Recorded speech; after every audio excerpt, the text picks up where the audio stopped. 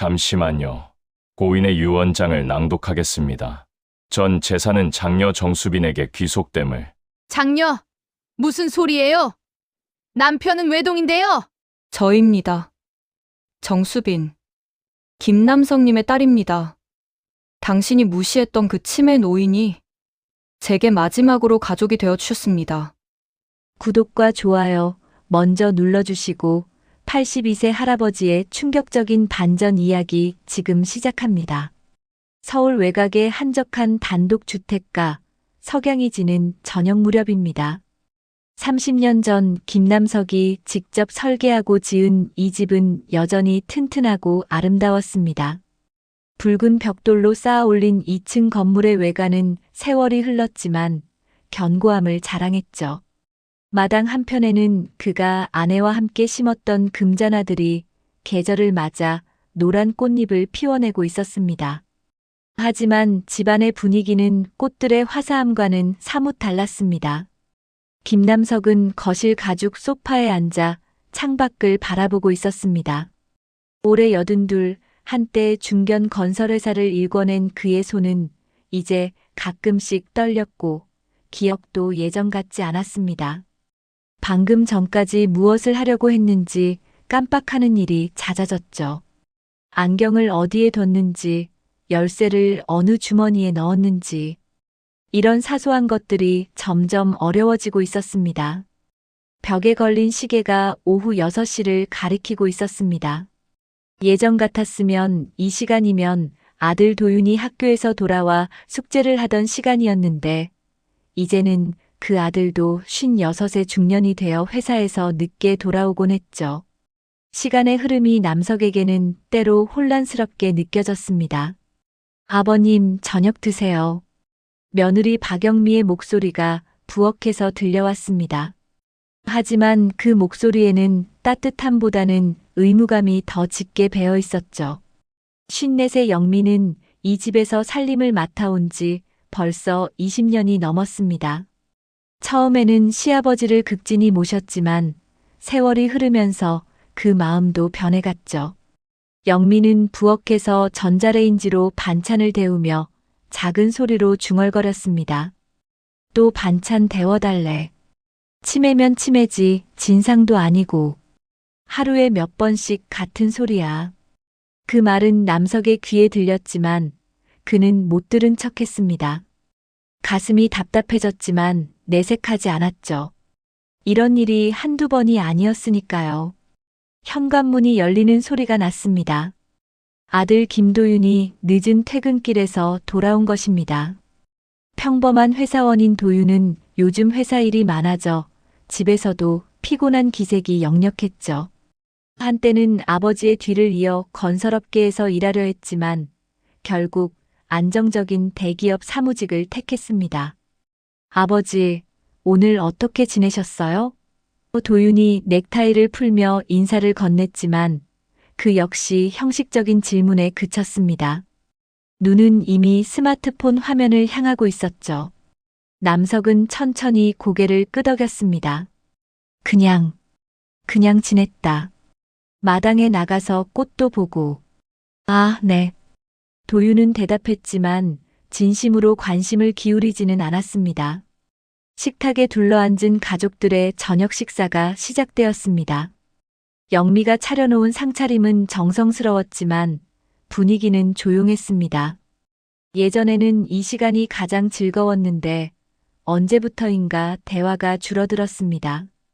영미는 남편에게 회사 일을 물어보거나 내일 계획을 이야기했지만 남석과는 꼭 필요한 말만 주고받았죠. 회사에서 또 야근 지시 내렸어? 영미가 남편에게 물었습니다. 응, 프로젝트 마감이 다음 주라서 당분간 좀 바쁠 것 같아. 도윤이 대답했습니다. 남석은 그들의 대화를 들으며 밥을 먹었습니다. 자신도 젊었을 때는 회사 일로 바빴던 기억이 났죠. 그때는 가족보다 일이 우선이었습니다.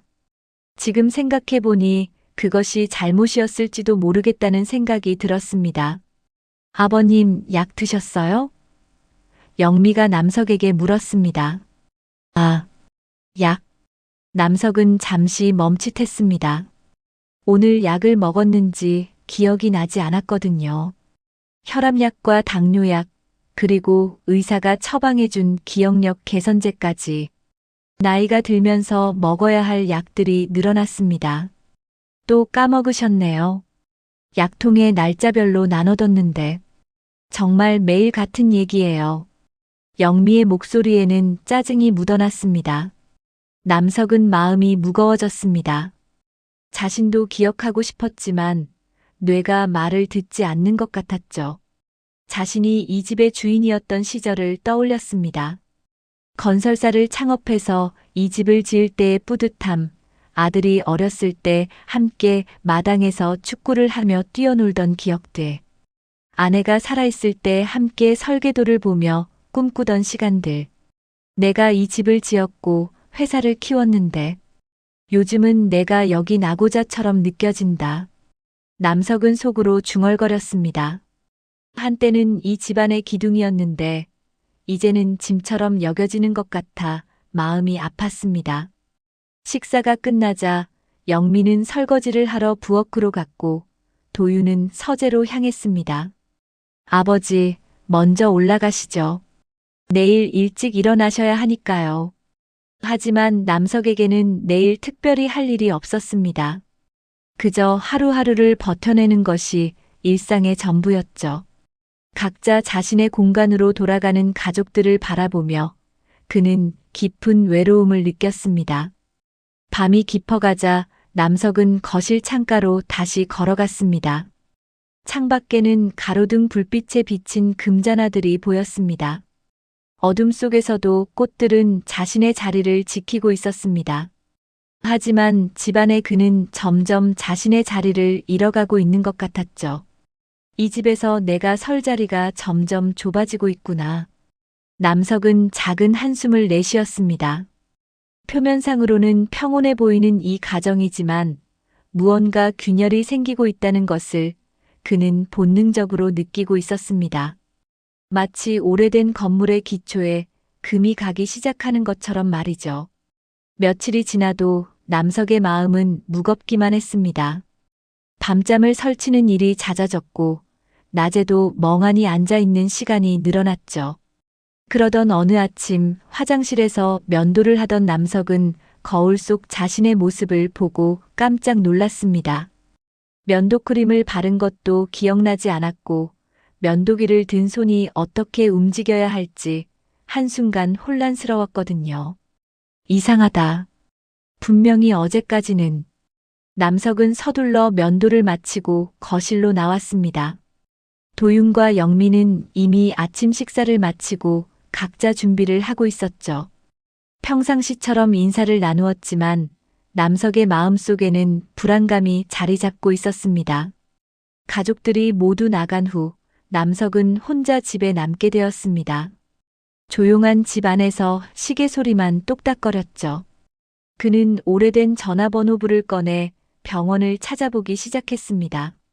자존심이 상하긴 했지만 이 상황을 그냥 방치할 수는 없었거든요. 여보세요. 신경과 예약하고 싶은데요. 남석은 떨리는 목소리로 전화를 걸었습니다. 다행히 당일 오후에 예약을 잡을 수 있었죠. 그는 정장을 깔끔하게 차려입고 택시를 불렀습니다. 예전에는 자가용으로 어디든 다녔지만 요즘은 운전하는 것이 부담스러워져서 택시를 이용하곤 했습니다. 병원에 도착한 남석은 접수를 마치고 대기실에 앉았습니다. 주변에는 자신과 비슷한 연령대의 환자들이 앉아 있었고 모두들 걱정스러운 표정을 짓고 있었죠. 1시간 정도 기다린 후 드디어 남석의 차례가 되었습니다. 안녕하세요. 어떤 증상으로 오셨나요? 친절한 중년의 의사가 남석을 맞이했습니다. 남석은 최근 겪고 있는 증상들을 차근차근 설명했죠. 자주 깜빡하는 일들, 익숙한 일도 어떻게 해야 할지 모르겠는 순간들, 가족들의 이름도 가끔 헷갈리는 일들. 의사는 남석의 말을 귀에 깊게 들으며 기록을 남겼습니다. 그리고 간단한 인지능력 검사를 시행했죠. 100에서 70 빼기, 오늘 날짜 맞히기, 간단한 그림 그리기. 남석은 최선을 다했지만 몇 가지 문항에서는 확신이 서지 않았습니다. 혈액 검사와 뇌 MRI 촬영을 해보겠습니다. 정확한 진단을 위해서는 추가 검사가 필요해요. 의사의 말에 남석은 고개를 끄덕였습니다. 검사를 받는 동안 그의 마음은 복잡했죠. 혹시나 하는 마음과 설마 하는 마음이 교차했습니다. 일주일 후 남석은 다시 병원을 찾았습니다. 검사 결과를 듣기 위해서였죠. 의사는 엑스레이 필름과 검사지를 보며 신중한 표정을 지었습니다. 검사 결과를 말씀드리면 초기 치매 증상으로 보입니다. 알츠하이머성 치매의 초기 단계로 진단됩니다. 그 말을 듣는 순간 남석의 머릿속이 하얘졌습니다. 예상했던 일이긴 했지만 실제로 들으니 충격이 컸죠. 하지만 초기 단계이기 때문에 적절한 치료와 관리를 받으시면 진행 속도를 늦출 수 있습니다. 약물 치료도 시작하시고 규칙적인 운동과 사회 활동도 도움이 될 거예요. 의사는 위로의 말을 건넸지만 남석에게는 모든 것이 멀게만 느껴졌습니다. 처방전을 받아들고 병원을 나서면서 그는 걸음걸이조차 무거워진 것을 느꼈죠. 집으로 돌아가는 택시 안에서 남석은 창밖을 바라봤습니다. 평범한 일상을 살아가는 사람들의 모습이 부러워 보였어요. 자신도 얼마 전까지는 그런 평범함을 당연하게 여겼는데 말이죠. 집에 도착했을 때 마침 도윤과 영미가 함께 있었습니다. 남석은 심호흡을 하고 거실로 들어갔죠. 가족들에게 말해야겠다. 남석은 용기를 내어 말을 꺼냈습니다. 너희들에게 할 말이 있다. 오늘 병원에 다녀왔는데. 도윤과 영미는 남석을 바라봤습니다. 남석은 떨리는 목소리로 의사의 진단 결과를 전했죠. 초기 치매라고 합니다. 의사 선생님이 그러시는데. 도윤은 잠시 말을 잇지 못했습니다. 그리고 나서야 입을 열었죠.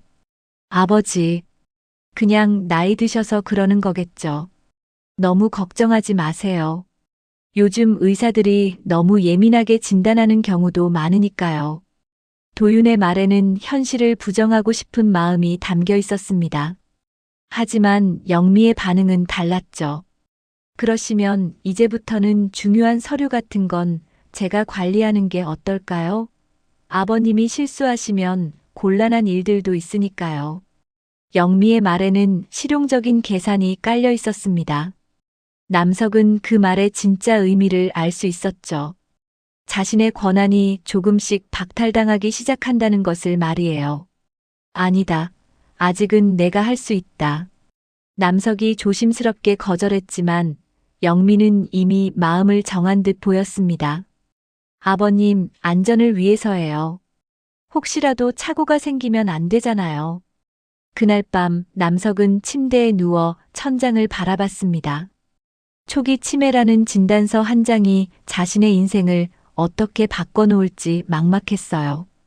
가족들의 시선도 예전과 달라질 것 같았고 무엇보다 자신에 대한 믿음이 흔들리기 시작했습니다. 이제 정말로 끝이 시작되는 건가? 남석은 작은 한숨을 내쉬며 눈을 감았습니다. 하지만 잠은 쉽게 오지 않았죠. 마음속 깊숙한 곳에서는 왠지 모를 불길한 예감이 자라나고 있었습니다. 치매 진단을 받은 지 한 달이 지나면서 집 안 분위기는 눈에 띄게 달라졌습니다. 처음에는 미묘했던 변화들이 이제는 노골적으로 드러나기 시작했죠. 영미의 태도 변화가 가장 두드러졌습니다. 예전에는 최소한의 예의는 지켰는데 이제는 그마저도 사라져가고 있었어요. 아침 식사 시간, 영미는 도윤과 자신의 밥상만 차렸습니다. 남석의 자리에는 찬밥 한 그릇과 김치 몇 조각만 덩그러니 놓여 있었죠. 며느리야, 국은 없나? 남석이 조심스럽게 물었습니다. 아, 깜빡했네요. 어르신들은 짜게 드시면 안 된다고 해서. 영미는 시큰둥한 표정으로 대답했습니다. 하지만 그 말은 핑계에 불과했죠. 도윤의 그릇에는 뜨끈한 된장국이 가득 담겨 있었으니까요. 남석은 말없이 찬밥을 떠먹었습니다. 목이 메었지만 참았어요. 가족 앞에서 초라한 모습을 보이고 싶지 않았거든요. 며칠 후에는 더 충격적인 일이 벌어졌습니다. 남석의 82번째 생일이었지만 아무도 축하해주지 않았어요. 영미는 평소처럼 설거지를 하고 있었고 도윤은 신문을 보며 커피를 마시고 있었습니다. 오늘이 무슨 날인지 아나?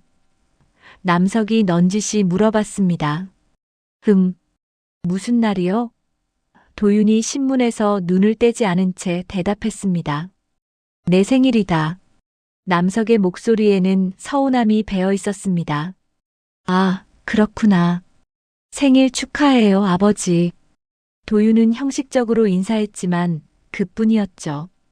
케이크도 선물도 특별한 음식도 없었습니다. 영미는 아예 모른 척했습니다. 아, 맞네요. 그런데 요즘 나이 드신 분들 생일상 차리면 오히려 부담스러워 하신다더라고요. 남석의 마음은 무너져 내렸습니다. 예전에는 이날이면 온 가족이 모여 축하해주고 영미도 정성스럽게 미역국을 끓여주곤 했는데 말이에요. 아내가 살아있을 때는 더욱 성대하게 보냈었죠. 빨래 문제도 심각했습니다. 어느 날 남석이 세탁기에 자신의 옷을 넣으려고 하자 영미가 황급히 달려왔습니다. 아버님, 그러지 마세요. 세제를 너무 많이 넣으시면 기계가 고장나요. 그동안 잘해왔는데. 남석이 말하려고 했지만 영미는 이미 남석의 옷을 꺼내고 있었습니다. 앞으로는 아버님 빨래는 따로 할게요. 손빨래가 옷감에도 좋으니까요. 하지만 실제로는 남석의 옷만 오래된 세탁기에 따로 돌렸고 가족들의 옷은 새 세탁기에 세탁했죠. 남석의 옷에서는 항상 약간의 냄새가 났지만 감히 불평할 수 없었습니다. 가장 참기 어려운 것은 영미의 말들이었습니다. 남석이 같은 질문을 반복하거나 깜빡하는 일이 있으면 영미는 대놓고 짜증을 냈어요. 또 같은 말씀이세요. 아까도 말씀드렸잖아요. 자꾸 까먹으시네. 치매라서 그런가. 정말 답답해 죽겠어요. 그런 말들을 들을 때마다 남석은 가슴이 찢어지는 것 같았습니다. 자신도 기억하고 싶었지만 뇌가 말을 듣지 않는데 무엇을 어떻게 해야 할지 막막했어요. 어느 화요일 오후 남석이 거실에서 텔레비전을 보고 있을 때였습니다. 영미가 친구와 전화 통화를 하는 소리가 들려왔어요. 처음에는 신경 쓰지 않으려 했지만 자신에 대한 이야기가 나오자 귀가 쫑긋해졌습니다. 언니, 요즘 정말 스트레스 받아 죽겠어. 시아버지가 치매 걸리셨거든. 남석의 심장이 쿵쾅거렸습니다. 맞아. 하루에 같은 질문을 10번도 넘게 해. 어제는 화장실이 어디냐고 물어보더라고. 30년 넘게 살던 집에서 말이야. 영미의 목소리에는 조롱의 기색이 역력했습니다. 요즘 어르신도 아니고 노망난 분이랑 같이 사는 기분이야. 진짜 답답해서 미치겠어. 언제까지 이렇게 살아야 하나 싶어서. 그 순간 남석의 눈앞이 아찔해졌습니다. 자신이 가족들에게 어떤 존재인지 적나라하게 드러난 순간이었죠. 노망난 분. 그 말이 가슴에 비수처럼 박혔습니다. 시설 같은 데 보내면 어째? 요즘 좋은 곳 많다던데. 친구의 말에 영미가 대답했습니다. 그것도 생각해봤는데 남편이 아직은 그러지 말자고 해서. 하지만 더 심해지면 어쩔 수 없지 뭐. 전화 통화가 끝나고 나서도 남석은 한동안 움직일 수 없었습니다. 가슴이 답답하고 숨이 막혔어요. 자신이 사랑했던 가족들에게 이런 존재가 되어버렸다는 현실이 받아들여지지 않았습니다.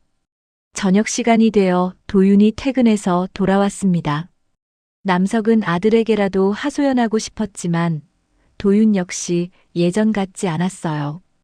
아버지와 눈을 마주치는 것조차 부담스러워하는 기색이 역력했습니다. 아들아. 남석이 말을 꺼내려 했지만 도윤은 이미 계단을 올라가고 있었습니다. 아버지, 피곤해서 먼저 올라갈게요. 그날 밤 남석은 창가에 서서 밖을 바라봤습니다. 어둠 속에서도 금자나들은 여전히 피어 있었지만 그의 마음속에는 깊은 절망감이 자리 잡고 있었어요. 내가 이 집에서 설 자리가 정말 없어지고 있구나. 남석은 주먹을 꽉 쥐었습니다. 분노와 슬픔이 뒤섞인 복잡한 감정이 가슴을 짓눌렀죠. 가족들의 무시와 조롱을 더 이상 참을 수 없었습니다. 무언가 변화가 필요했어요. 그날 밤 영미의 전화 통화를 들은 후 남석은 잠을 이룰 수 없었습니다. 침대에 누워 천장을 바라보며 온갖 생각이 머릿속을 맴돌았죠. 자신이 가족들에게 짐이 되고 있다는 현실, 그리고 앞으로 더욱 심해질 상황들. 새벽 3시가 넘어서야 겨우 잠이 들었습니다. 다음 날 아침 남석은 평소보다 일찍 일어났습니다. 가족들이 깨기 전에 조용히 서재로 향했어요. 오래된 책상 서랍을 열어보니 먼지가 쌓인 명함들과 서류들이 가득했습니다. 그 중에서 하나의 명함을 찾아냈죠.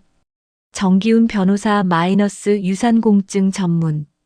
20년 전 회사 법적 문제로 자문을 받았던 변호사였습니다.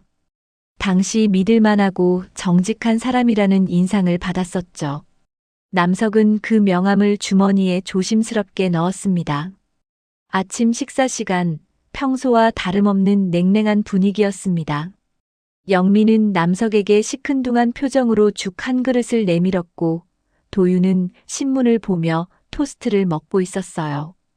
오늘 외출할 일이 있다. 남석이 조심스럽게 말했습니다. 어디 가시는데요? 영미가 별 관심 없이 물었습니다. 병원. 정기 검진. 남석은 거짓말을 했습니다. 진실을 말할 수는 없었거든요.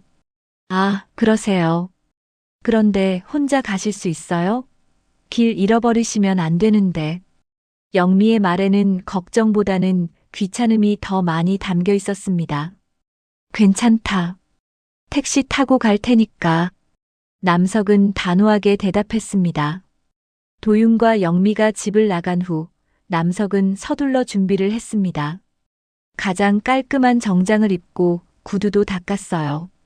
거울을 보니 예전에 당당했던 모습이 희미하게나마 되살아나는 것 같았습니다. 택시를 불러 시내로 향했습니다. 차창 밖으로 지나가는 풍경들을 보니 오랜만에 나온 것 같아 새로웠어요. 요즘은 집 밖으로 나갈 일이 거의 없었거든요. 기사님, 여기서 세워주세요. 한적한 상가 건물 앞에서 택시에서 내린 남석은 잠시 주변을 둘러봤습니다. 예전보다 많이 변했지만 정기훈 변호사 사무실은 여전히 그 자리에 있었어요. 3층에 위치한 작은 법무법인이었습니다. 정기훈 변호사 계신가요? 접수 직원에게 물어보니 다행히 변호사는 사무실에 있었습니다. 잠시 기다린 후 남석은 변호사 사무실로 안내되었어요. 김남석 사장님이시네요. 오랜만입니다. 정기훈 변호사는 남석을 한 번에 알아봤습니다. 60 중반의 그는 예전보다 머리가 많이 휘어졌지만 여전히 반가운 미소를 지었죠. 정 변호사님도 안녕하셨습니까? 오랜만에 뵙습니다. 남석은 정중하게 인사했습니다. 앉으세요, 앉으세요. 무슨 일로 오셨는지. 남석은 잠시 망설였습니다. 어떻게 말을 시작해야 할지 막막했어요. 하지만 이미 여기까지 온 이상 돌아갈 수는 없었습니다. 실은 유산 정리를 다시 하고 싶어서 왔습니다. 정기훈 변호사는 조금 놀란 표정을 지었습니다. 유산 정리요? 혹시 건강에 문제가 있으신 건 아니죠? 남석은 천천히 자신의 상황을 설명했습니다. 치매 진단을 받은 것, 가족들의 달라진 태도, 그리고 자신이 느끼는 배신감까지. 말하는 동안 목이 메었지만 끝까지 이야기했어요. 정기훈 변호사는 진지한 표정으로 남석의 이야기를 들었습니다. 참 안타깝네요. 가족이라는 게 그래서는 안 되는 건데. 내 유산 새로 정리하고 싶습니다. 가족 같지가 않습니다. 남석의 목소리에는 결연한 의지가 담겨 있었습니다. 현재 유언장이 있으신가요? 네, 5년 전에 작성한 것이 있습니다. 아들 도윤에게 모든 것을 상속하도록 되어 있어요. 정기훈 변호사는 고개를 끄덕였습니다. 새로운 유언장을 작성하시면 기존 것은 무효가 됩니다. 하지만 정말 심사숙고해서 결정하셔야 해요. 이미 결정했습니다. 남석은 단호하게 대답했습니다. 그럼 새로운 상속자는 누구로 하실 건가요? 남석은 잠시 주저했습니다. 그리고 오래전 기억을 떠올렸어요. 젊은 시절 잠깐 만났던 여자가 있었습니다. 아내와 결혼하기 전 사업 초기에 만난 사람이었죠. 그 여자와 사이에 딸이 하나 있었는데 당시에는 사업에만 집중하느라 제대로 책임지지 못했습니다. 정수빈이라는 사람이 있습니다. 제 딸입니다. 정기훈 변호사는 놀란 표정을 감추지 못했습니다. 따님이요? 하지만 아드님 말고 다른 자녀가 있다는 얘기는 사생아입니다. 아무도 모르는 일이에요. 젊은 시절 실수였지만 그래도 내 피를 나눈 딸입니다. 남석은 주머니에서 오래된 편지 봉투를 꺼냈습니다. 20년 전 정수빈이 보낸 편지였어요. 대학 졸업을 알리는 내용과 함께 주소가 적혀 있었습니다. 이 주소로 편지를 보내면 될 것 같습니다. 혹시 이사했다면 찾아봐 주십시오. 정기훈 변호사는 신중한 표정으로 말했습니다. 사장님, 이런 결정은 정말 신중해야 합니다. 가족 간에 분쟁이 생길 수도 있고 이미 분쟁은 시작되었습니다. 그들이 먼저 나를 가족으로 여기지 않았어요. 남석의 눈에는 눈물이 고였습니다. 평생 가족을 위해 살았는데 정작 나는 가족으로부터 버림받았습니다. 이제라도 진짜 가족을 찾고 싶어요. 정기훈 변호사는 깊은 한숨을 쉬었습니다. 알겠습니다. 하지만 정식 절차를 거쳐야 하고 정수빈 씨의 동의도 받아야 합니다. 물론입니다. 모든 것을 합법적으로 처리해 주세요. 그날 오후 남석은 새로운 유언장에 서명했습니다. 모든 재산을 정수빈에게 상속한다는 내용이었죠. 집, 예금, 주식, 모든 것이 포함되어 있었습니다.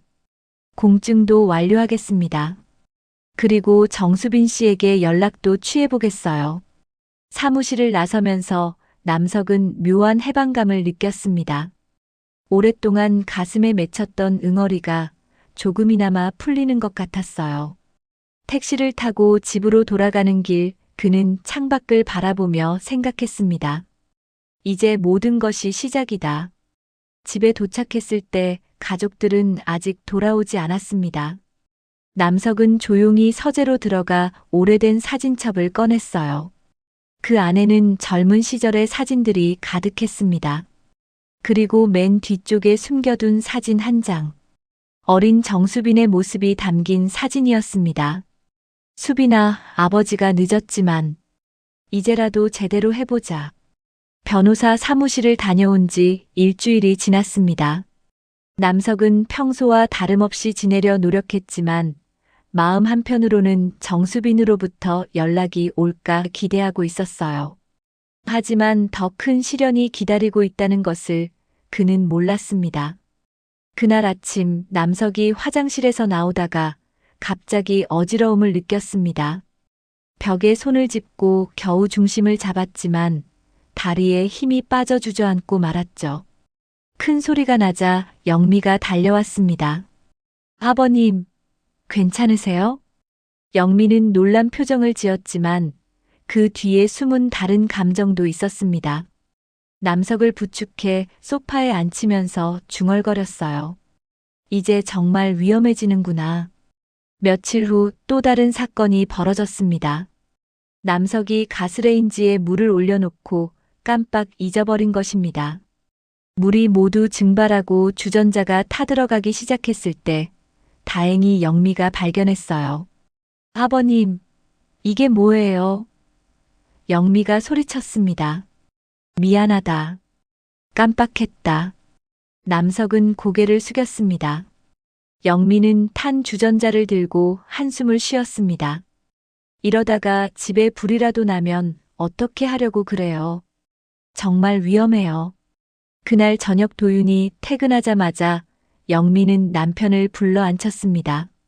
남석은 거실에서 텔레비전을 보고 있었지만 부엌에서 나누는 그들의 대화가 들렸어요. 여보, 아버지 일로 심각하게 얘기해야겠어. 영미의 목소리는 단호했습니다. 무슨 일이야? 도윤이 피곤한 듯 물었습니다. 오늘 가스레인지 사고 날 뻔했어. 물 끓이는 걸 까먹고 주전자가 다 타버렸다고. 그리고 며칠 전엔 화장실에서 쓰러지기도 하셨고. 도윤은 잠시 말이 없었습니다. 영미가 계속했습니다. 기억도 점점 더 나빠지시고. 혹시라도 사고라도 나면 어쩌려고 해. 우리가 책임져야 하는 거 아냐? 그렇긴 하지만. 도윤은 망설였습니다. 당분간 시설을 알아보는 것도 나쁘지 않을 것 같아. 전문적인 관리를 받으시는 게 아버님한테도 좋을 거야. 남석의 가슴이 철렁 내려앉았습니다. 시설이라는 말이 마치 사형 선고처럼 들렸어요. 하지만 아버지가 싫어하실 텐데. 도윤이 조심스럽게 말했습니다. 지금은 우리가 결정해야 할 때야. 아버님 판단력도 예전 같지 않으시잖아. 그 말을 들은 남석은 몸이 떨렸습니다. 자신의 인생이 남의 손에 맡겨지는 순간이었어요. 다음 날 영미는 인근 요양병원들을 알아보기 시작했습니다. 전화로 문의하는 모습을 보며 남석은 절망감에 빠졌죠. 자신이 살던 집에서 쫓겨날 날이 얼마 남지 않았다는 것을 직감했습니다. 일주일 후 영미와 도윤은 남석 앞에 앉았습니다. 두 사람의 표정이 심각했어요. 아버지, 말씀드릴 게 있어요. 도윤이 입을 열었습니다. 남석은 이미 무슨 말인지 알고 있었지만 침묵을 지켰습니다. 아버지 건강을 위해서 전문적인 관리를 받을 수 있는 곳으로 모시려고 해요. 요양병원 말인가?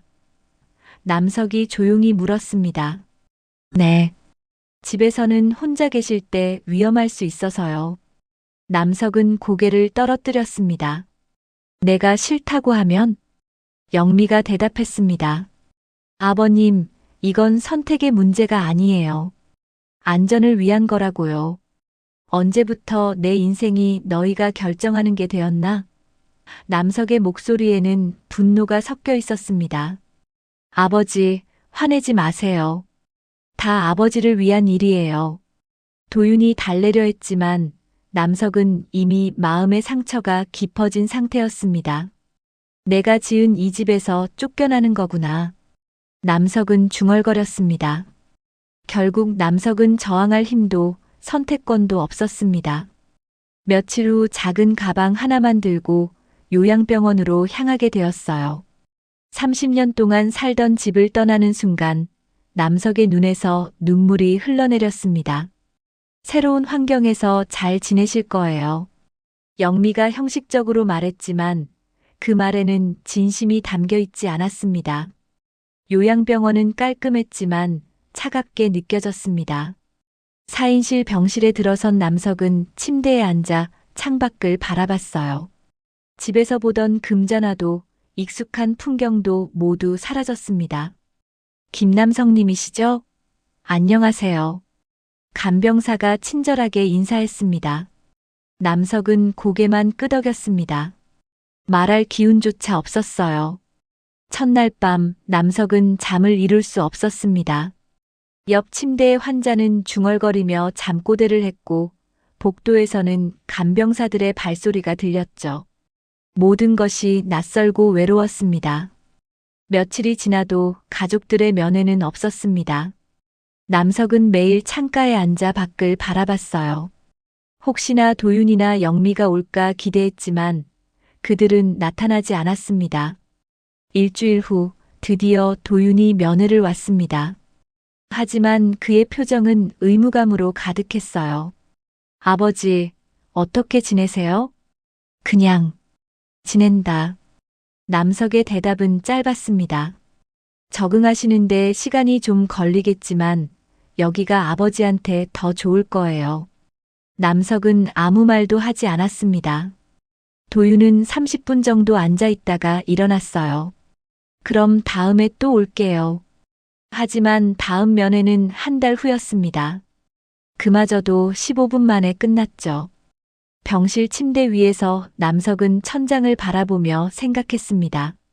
자신이 평생 쌓아온 모든 것들이 무너져 내리고 있었어요. 집도 가족도 존엄성도 모두 잃었습니다.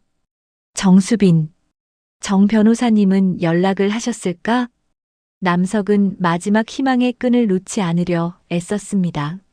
하지만 여기서는 외부와의 연락도 자유롭지 않았어요. 그는 정말로 모든 것을 잃은 채 홀로 남겨진 것 같았습니다. 요양병원에 온 지 2달이 지났습니다. 남석의 건강은 점점 나빠지고 있었어요. 식욕도 떨어지고 체중도 많이 줄었습니다. 무엇보다 정신적인 충격이 컸죠. 평생 쌓아온 모든 것을 잃고 이곳에 버려진 것 같은 기분이었습니다. 어느 화요일 오후 간병사가 남석에게 다가왔습니다. 김남성님, 면회객이 오셨어요. 남석은 깜짝 놀랐습니다. 도윤이나 영미가 올 시간도 아니었고 지난 면회 후 한 달이 채 지나지 않았거든요. 휠체어에 앉은 채로 면회실로 향했습니다. 면회실에 들어서자 낯익은 얼굴이 보였습니다. 정기훈 변호사였어요. 그는 남석을 보자 안타까운 표정을 지었습니다. 김 사장님, 많이 힘드셨겠어요. 남석의 눈에 눈물이 고였습니다. 오랜만에 자신을 걱정해주는 사람을 만난 것 같았어요. 정 변호사님, 어떻게 이곳을? 사장님 아드님께 연락했는데 이곳에 계시다고 하더군요. 중요한 소식이 있어서 직접 찾아왔습니다. 정기훈 변호사는 서류 가방을 열었습니다. 정수빈 씨를 찾았습니다. 남석의 심장이 빨라졌습니다. 정말입니까? 네, 현재 서울에서 초등학교 교사로 일하고 계세요. 결혼은 하지 않으셨고 혼자 살고 계십니다. 정기훈 변호사는 한 장의 사진을 꺼냈습니다. 45세가 된 정수빈의 모습이었어요. 어린 시절의 면형이 남아있어서 남석은 한눈에 알아볼 수 있었습니다. 처음에는 연락을 받고 많이 당황하셨어요. 아버지가 찾고 계신다는 말에 믿기 어려워 하시더군요. 남석은 떨리는 손으로 사진을 받아들었습니다. 하지만 사장님의 편지를 전해드리니 마음을 여셨습니다. 그리고 정기훈 변호사는 잠시 멈췄습니다. 내일 이곳으로 오시겠다고 하셨어요. 정말입니까? 남석은 믿기 어렵다는 표정이었습니다. 네, 사장님을 만나보고 싶다고 하셨습니다. 다만 조건이 있어요. 재산 상속권은 신중하게 생각해 보시겠다고 하네요. 남석은 고개를 끄덕였습니다. 당연하죠. 갑작스러운 일이니까요. 그리고 사장님이 부탁하신 대로 모든 공증 절차는 완료했습니다. 유언장은 법적으로 완벽하게 효력을 가집니다. 정기훈 변호사는 공증 서류를 보여주었습니다. 그날 밤 남석은 오랜만에 설렘을 느꼈습니다. 정수빈을 만날 생각에 잠이 오지 않았어요. 어떤 말을 해야 할지, 어떻게 사과해야 할지 머릿속으로 계속 연습했습니다. 다음 날 오후 드디어 정수빈이 요양병원을 찾았습니다. 면회실에서 기다리던 남석은 문이 열리는 소리에 고개를 들었어요. 그리고 45년 만에 딸과 마주했습니다. 정수빈은 단정한 옷차림에 차분한 인상을 가진 여성이었습니다.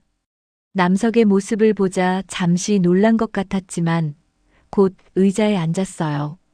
안녕하세요. 정수빈의 목소리는 조용했습니다. 수빈아. 남석은 목이 메었습니다. 정말 고마워. 와줘서. 둘 사이에는 어색한 침묵이 흘렀습니다. 45년간의 공백을 어떻게 메워야 할지 둘 다 막막했어요. 어머니는 어떻게 지내셨어요? 남석이 조심스럽게 물었습니다. 5년 전에 돌아가셨어요. 암이었습니다. 정수빈의 대답은 담담했습니다. 남석은 죄책감에 고개를 숙였습니다. 미안하다. 내가 책임을 다하지 못해서. 처음에는 아버지를 원망했어요. 왜 우리를 버렸는지, 왜 연락조차 하지 않았는지. 정수빈의 목소리에는 오랜 상처가 묻어났습니다. 변명의 여지가 없다. 내가 잘못했어. 남석은 진심으로 사과했습니다. 정수빈은 남석을 바라봤습니다. 하지만 어머니는 아버지를 끝까지 기다리셨어요. 아버지가 언젠가는 우리를 찾을 거라고 믿으셨죠. 그 말을 들은 남석은 더욱 마음이 아팠습니다. 변호사님께 들었어요. 지금 상황이. 정수빈이 말을 이었습니다. 남석은 자신의 처지를 이야기했습니다. 치매 진단, 가족들의 냉대, 그리고 이곳에 버려진 현실까지 모든 것을 솔직하게 털어놓았어요. 정수빈은 남석의 이야기를 조용히 들었습니다. 그리고 나서 말했어요. 저도 혼자 살면서 외로웠어요. 가족이라고 할 수 있는 사람이 없었거든요. 수빈아, 너무 늦었지만 이제라도 가족이 되고 싶다. 남석의 진심 어린 말에 정수빈의 눈에도 눈물이 맺혔습니다. 시간이 필요해요. 45년의 공백을 하루아침에 메우기는 어려우니까요. 물론이지. 천천히 하자. 그 후로 정수빈은 일주일에 한 번씩 요양병원을 찾았습니다. 처음에는 어색했지만 시간이 지나면서 조금씩 가까워졌어요. 남석은 정수빈에게 어린 시절 이야기를 들려주고 정수빈은 자신의 삶에 대해 이야기했습니다. 한 달 후 정수빈은 중요한 결정을 내렸습니다. 아버지, 유산 상속권은 받아들이기 어려워요. 너무 갑작스럽고 도덕적으로도. 괜찮다, 수빈아. 중요한 건 재산이 아니라 우리가 가족이 되는 것이니까. 하지만 남석은 이미 마음을 정했습니다. 자신이 가족이라고 여겼던 사람들에게 배신당한 상처는 깊었고 정수빈만이 진정한 가족이라고 느꼈어요. 어느 날 밤 남석의 상태가 급격히 악화되었습니다. 간병사가 응급실로 옮겼지만 의사는 심각한 표정을 지었어요. 가족분께 연락드려야겠습니다.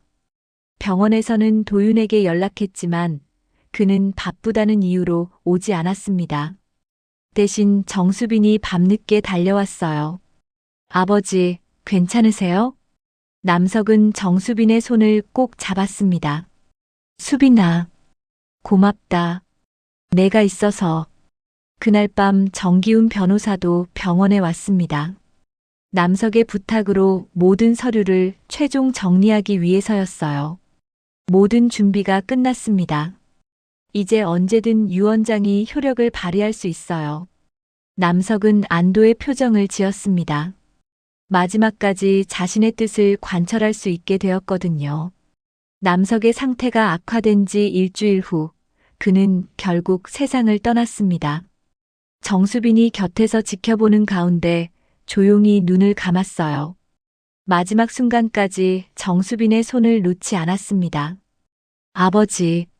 정수빈은 눈물을 흘리며 남석의 손을 어루만졌습니다. 비록 짧은 시간이었지만 그들은 진정한 부녀가 될 수 있었어요. 병원에서 도윤에게 연락했지만 그는 몇 시간 뒤에야 나타났습니다. 영민은 아예 오지 않았어요. 아버지. 도윤은 남석의 시신 앞에서 잠시 고개를 숙였지만 그의 표정에는 진정한 슬픔보다는 의무감이 더 짙었습니다. 장례 준비는 도윤이 맡았습니다. 하지만 규모는 작았어요. 가족장으로 치르기로 하고 조문객도 많지 않을 것으로 예상했습니다. 남석이 건설업계에서 활동했던 것은 이미 오래전 일이었거든요. 장례식장에서 영미는 상주 역할을 했지만 마지못해 하는 기색이 역력했습니다. 언제 끝날까? 영미는 작은 소리로 중얼거렸습니다. 정수빈도 조문을 왔습니다. 그녀는 남석과의 관계를 공개적으로 밝히지 않고 조용히 분양만 했어요. 하지만 도윤과 영미는 그녀가 누구인지 궁금해했습니다. 저분은 누구세요? 영미가 정수빈을 가리키며 도윤에게 물었습니다. 글쎄, 아버지 지인 같은데. 도윤도 확실하지 않았습니다. 정수빈은 정기훈 변호사와 함께 앉아 있었습니다. 두 사람은 조용히 대화를 나누고 있었어요. 오늘 유언장을 공개하시겠어요? 정수빈이 조심스럽게 물었습니다. 네, 장례식이 끝나고 나서 할 예정입니다. 법적으로 필요한 절차이니까요. 정기훈 변호사가 대답했습니다. 장례식이 끝나갈 무렵 정기훈 변호사가 일어났습니다. 잠시만요. 고인의 유언장을 낭독하겠습니다. 조문객들과 가족들이 모두 변호사를 바라봤습니다. 도윤과 영미는 별다른 관심을 보이지 않았어요. 당연히 모든 재산이 도윤에게 상속될 것이라고 생각했거든요. 정기훈 변호사는 공증된 유언장을 꺼냈습니다. 김남성님의 유언장을 낭독하겠습니다. 이 유언장은 법적으로 완전히 효력을 가지며 공증인의 확인을 받았습니다. 영미는 하품을 하며 시계를 보았습니다. 빨리 끝나기를 바라는 마음이었죠. 전 재산은 장녀 정수빈에게 귀속됨을 공증하였으며 그 순간 영미의 얼굴이 굳어졌습니다. 도윤도 깜짝 놀라며 변호사를 바라봤어요. 잠깐 뭐라고 하셨어요? 영미가 벌떡 일어났습니다. 장녀 정수빈님께 모든 재산을 상속한다는 내용입니다. 정기훈 변호사는 침착하게 답했습니다. 장녀, 무슨 소리예요? 남편은 외동인데요. 영미의 목소리가 높아졌습니다. 도윤도 당황한 표정이었습니다. 아버지께 다른 자녀가 있다는 얘기는 들어본 적이 없는데. 정수빈이 조용히 일어났습니다. 모든 시선이 그녀에게 쏠렸어요. 저입니다. 정수빈, 김남성님의 딸입니다. 장례식장이 순식간에 소란스러워졌습니다. 몇 안 되는 조문객들도 웅성거리기 시작했어요. 이게 무슨 일이야? 도윤이 혼란스러워했습니다. 영미는 분노에 찬 얼굴로 정수빈을 노려봤습니다. 증거가 있어요? 갑자기 나타나서 재산을 가로채려고. 정기훈 변호사가 서류 가방에서 문서들을 꺼냈습니다. 모든 법적 증명 서류가 여기 있습니다. 친자 확인서, 출생신고서, 그리고 김남성님이 직접 작성하신 인정서까지. 정수빈은 차분한 목소리로 말했습니다. 당신이 무시했던 그 치매 노인이 제게 마지막으로 가족이 되어주셨습니다. 영미의 얼굴이 새하얗게 변했습니다. 이건 말이 안 돼요. 유언장에는 상속 이유도 적혀 있습니다. 정기훈 변호사가 계속 읽었습니다. 가족이라고 믿었던 이들에게 배신당하고 무시당했지만 정수빈만은 진정한 가족의 정을 보여주었다고 하시네요. 도윤은 멍한 표정으로 앉아 있었습니다. 평생 당연하게 여겼던 상속이 한순간에 사라진 것이었죠. 유언장 내용을 더 읽어드리겠습니다. 정기훈 변호사가 계속했습니다. 서울 외곽 단독주택, 예금 계좌 전액, 주식, 그리고 기타 모든 동산과 부동산을 정수빈에게 상속한다. 영미는 주저앉을 뻔했습니다. 얼마나 되는 거예요? 총 재산 규모는 약 15억 원 정도입니다. 장례식장이 다시 한번 술렁였습니다. 영미는 현실을 받아들일 수 없다는 표정이었어요.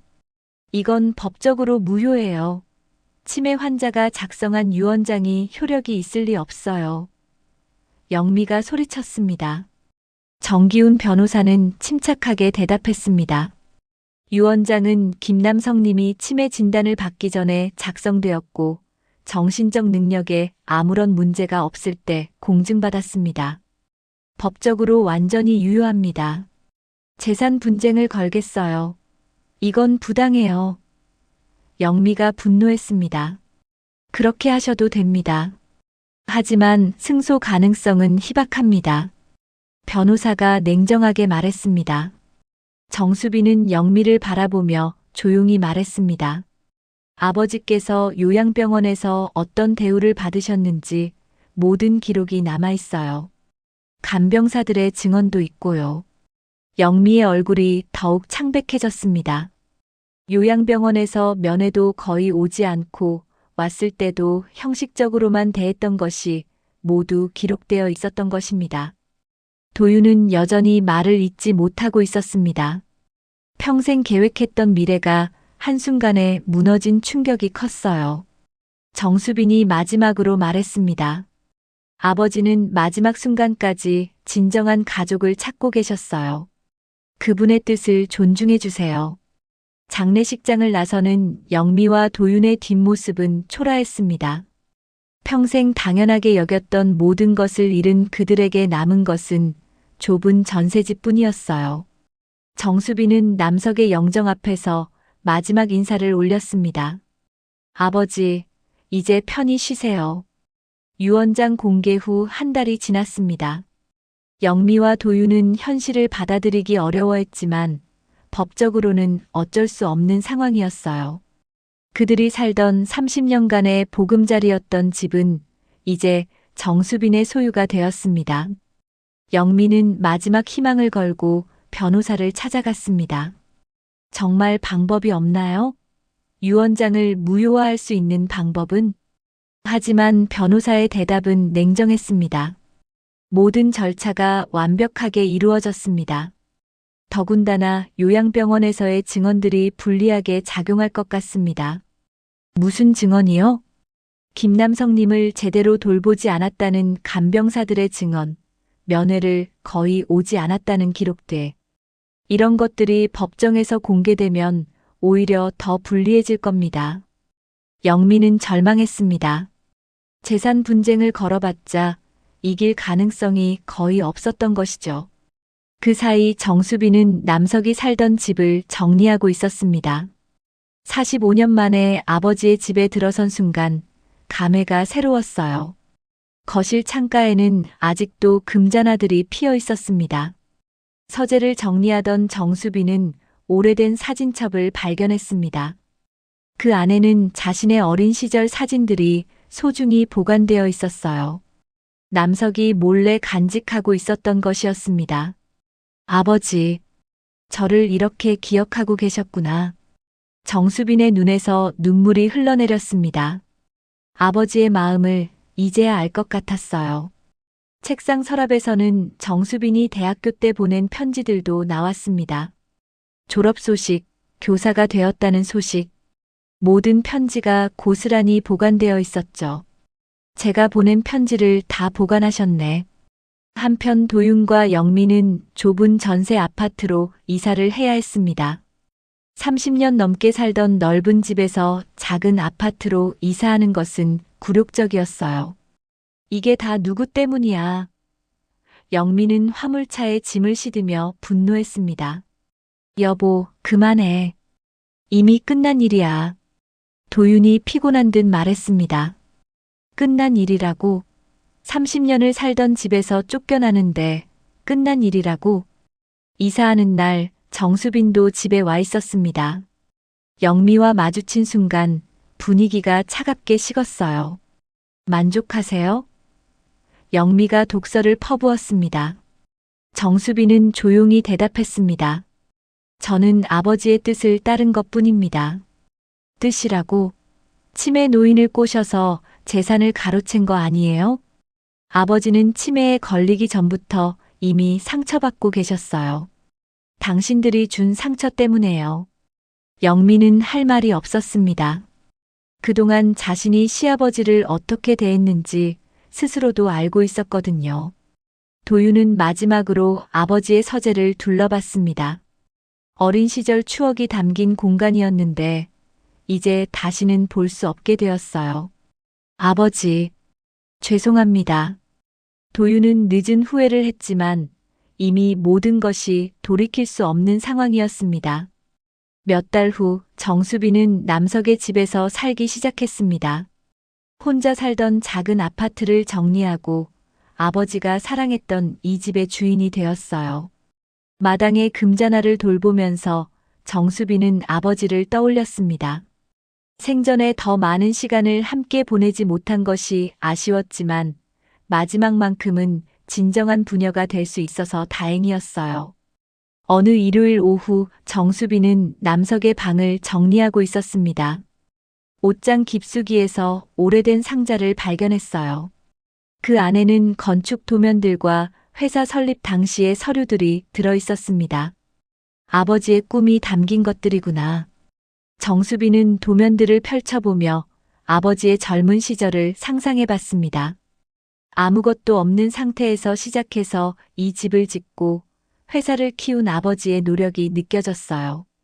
찻잔 세트도 발견했습니다. 아마도 어머니와 함께 쓰던 것 같았어요. 정수빈은 그 찻잔에 차를 우려 마시며 창밖을 바라봤습니다. 아버지, 이제 이 집을 잘 지킬게요. 한편 좁은 전세 아파트에서 영미와 도윤은 적응하느라 힘들어하고 있었습니다. 30년간 당연하게 여겼던 넓은 집과 여유로운 생활이 그리웠어요. 다 내 잘못이야. 도윤이 한숨을 쉬었습니다. 지금 와서 후회해서 뭐해. 이미 늦었어. 영미도 지쳐 있었습니다. 아버지를 제대로 모셨어야 했는데 당신도 알면서 왜 그때는 막지 않았어? 부부는 서로를 원망하며 다투기 시작했습니다. 재산을 잃은 것도 힘들었지만 그 과정에서 드러난 자신들의 추한 모습 때문에 더욱 괴로웠어요. 몇 개월이 지나자 여론도 정수빈의 편에 섰습니다. 요양병원에서 남석이 받았던 대우에 대한 소문이 퍼지면서 사람들은 영미와 도윤을 비난했어요. 치매 걸린 아버지를 저렇게 대했다니. 돈만 생각하고 효도는 안 했구나. 동네 사람들의 시선이 차가워지자 영미와 도윤은 더욱 위축되었습니다. 1년 후 정수빈은 남석의 일주기를 맞아 작은 추도식을 열었습니다. 몇 안 되는 지인들만 참석했지만 정성스럽게 준비했어요. 아버지, 1년 동안 이 집을 잘 지켰어요. 앞으로도 아버지가 사랑했던 이곳을 소중히 할게요. 정수빈은 남석의 영정 앞에서 차를 올리며 말했습니다. 그날 저녁 정수빈은 마당에 나가 금잔화를 바라봤습니다. 아버지가 심었던 꽃들이 여전히 아름답게 피어 있었어요. 그 사람. 아버지란 호칭은 끝내 못했지만 마지막만큼은 가족이었어요. 정수빈은 독백하며 꽃에 물을 주었습니다. 아버지의 인생은 무너졌지만 마지막 선택만큼은 지켜졌습니다. 진정한 가족의 의미를 찾은 것이었죠. 밤하늘의 별들이 남석의 집을 내려다보고 있었습니다.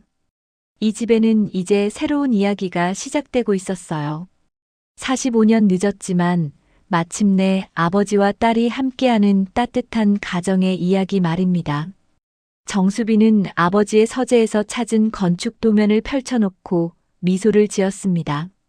아버지의 꿈과 사랑이 담긴 이 집에서 그녀의 새로운 인생이 시작되고 있었습니다. 이 할아버지의 마지막 선택, 어떻게 생각하세요? 댓글로 의견 남겨주시고 더 많은 감동 스토리를 원하신다면 무료인 구독과 좋아요 부탁드려요.